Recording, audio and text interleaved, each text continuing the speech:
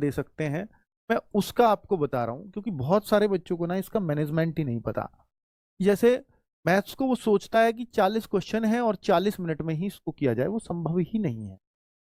40 क्वेश्चनों के लिए मैथ्स के जो 40 क्वेश्चंस हैं, अगर आप इनको 60 मिनट्स भी देते हैं तो कोई दिक्कत वाली बात नहीं है। आपको सिर्फ 60 मिनट्स दे सकते हैं क्या? मैथ्स किया जा सकता है। अगर आप आइडियल टाइम पूछोगे, आइडियल आइडियल मैं 50 मिनट्स बोलूंगा, लेकिन अगर आपका मैथ्स वीक है या आप मैथ्स नया नया सीखा है तो आप 60 मिनट तक जा सकते हो। लेकिन उसके उलट फिर आपको रीजनिंग के लिए ना, जो बच्चा, अगर अगर देखिए आइडियल टाइम मैं लिखूंगा यहाँ तो, लेकिन अगर आप 1 घंटा भी शुरुआत में मैथ्स में उतने कंफर्टेबल नहीं है कि आप अपने जो है एक मतलब 50 मिनट में उसको कर पा रहे हैं, तो फिर आप 1 घंटे तक स्ट्रेच कर सकते हो मैथ्स के टाइम को। लेकिन फिर रीजनिंग के क्वेश्चनों के लिए आपको, फिर रीजनिंग के क्वेश्चनों के लिए कितना 40 मिनट से ज्यादा नहीं देनी है। और अगर आप इसको 1 घंटा लगाते हो तो मुझे लगता है फिर रीजनिंग को 35 मिनट्स में करना पड़ेगा।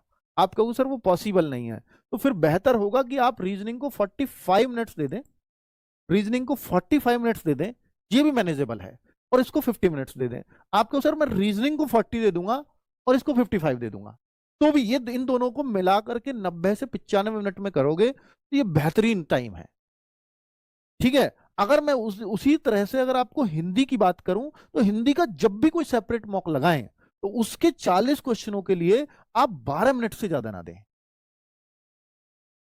आप 12 मिनट से ज्यादा समय ना दें। हिंदी को 13 भी दे सकते हैं, 13 भी दे सकते हैं, लेकिन जो जीएस है उसको 12 से ज्यादा ना दें, क्योंकि जीएस सारी करने लायक नहीं होती, और जितनी होती है वो 12 मिनट में हो जाती है।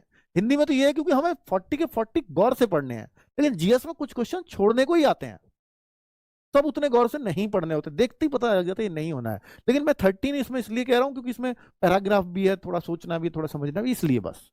बाकी इसके लिए 13 और इसके लिए 12। तो मैंने जो आपका ये चार्ट बनाया है पूरा 2 घंटे का ऐसे सेट किया है।